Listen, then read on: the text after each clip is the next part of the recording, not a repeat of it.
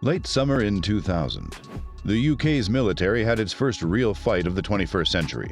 It wasn't some big war or battle directly involving the UK and its personal adversaries like you might expect. Instead, it was a raid mission against enemy strongholds to rescue military soldiers held by a militia group in a war-torn Sierra Leone, West Africa.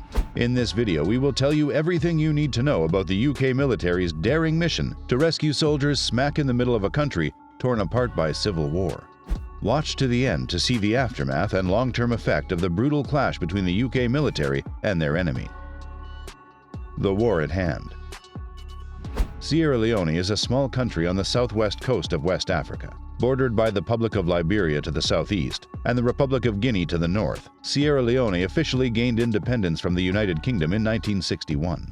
A decade later, the nation became a constitutional republic. But peace and liberation were not a long-lasting fixture for the young country. On March 23, 1991, a rebel army called the Revolutionary United Front, RUF, launched an attack against the government in power at the time, led by the president, Joseph Mamo. In just a year, the rebel army was able to take control of a large portion of the eastern and southern parts of the country.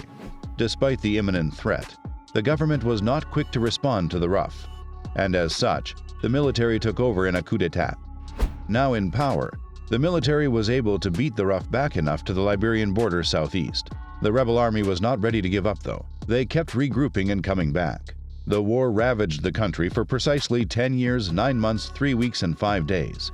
Days and years filled with violence and a great deal of bloodshed. So how did the UK military get involved? The capture of the Royal Irish Patrol. On May 7, 2000, after almost 9 years of heated war, the United Kingdom began a military intervention in Sierra Leone. This intervention, under the codename Operation Palliser, attempted to support the weak government of the then-President Ahmad Tejan Kaba. Around the time the intervention began, the RUF once again made another move on Sierra Leone's capital city, Freetown. British soldiers began securing the airport and other vital evacuation points. The individuals who wanted to go were evacuated within the first 2 days of the operation, but many others chose to stay after British forces arrived.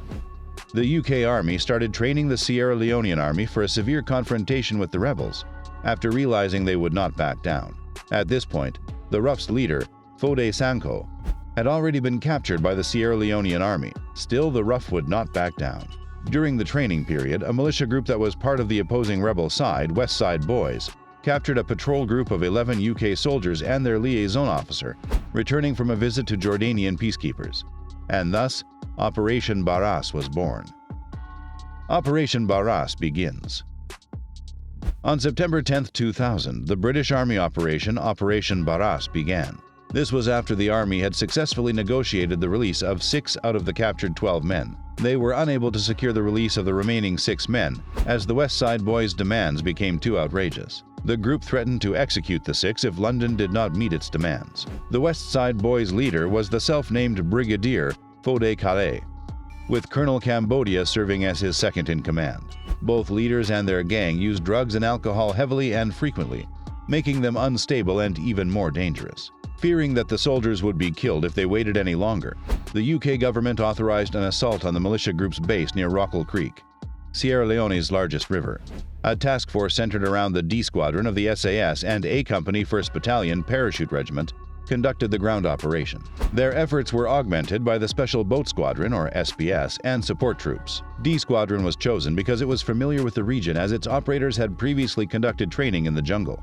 Together with the A Company, the joined forces were flown in at dawn by helicopters, 3 CH-47 Chinooks, 2 Lynx, and 1 Mi-24 gunship.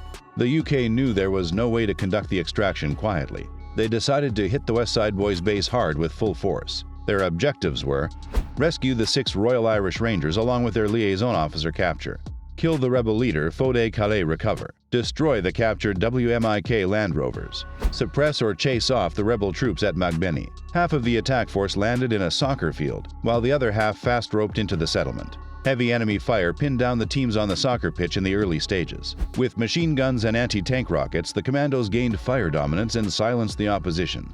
The helicopters and soldiers were heavily armed and fired at the rebel group from above, rendering them vulnerable. Heavy weapons and attacks were focused on the banks of Rockall Creek to prevent the group from receiving aid and reinforcement across the river.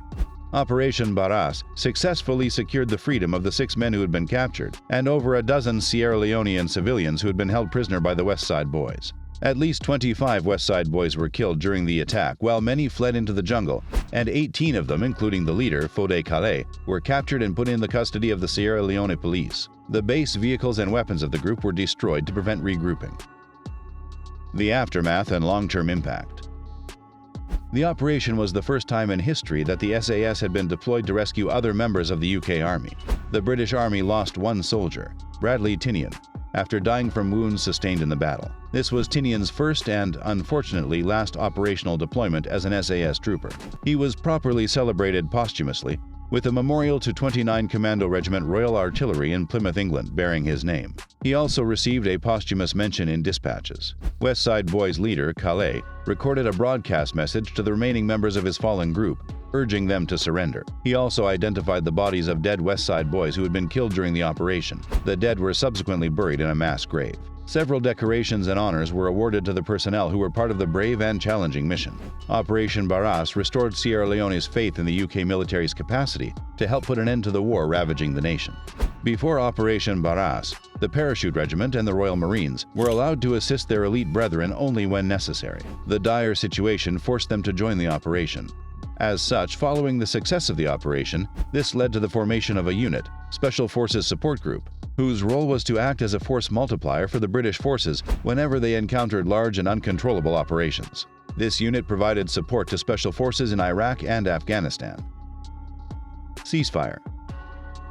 In late 2000, the RUF was approached by the Sierra Leone government, as well as the British, the United Nations mission in Sierra Leone, and the Economic Community of West African States. A 30-day ceasefire was agreed upon to allow one of the UN's peacekeeping operations to deploy across the country and receive seized weapons and equipment from the RUF.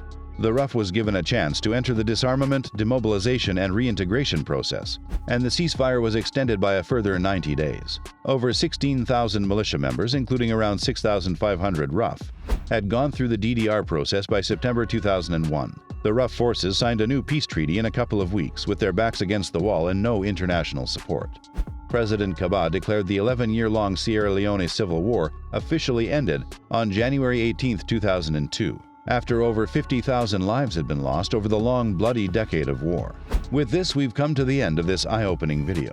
Tell us what you think about the brave intervention of the Operation Barras personnel and how you think it shaped the war.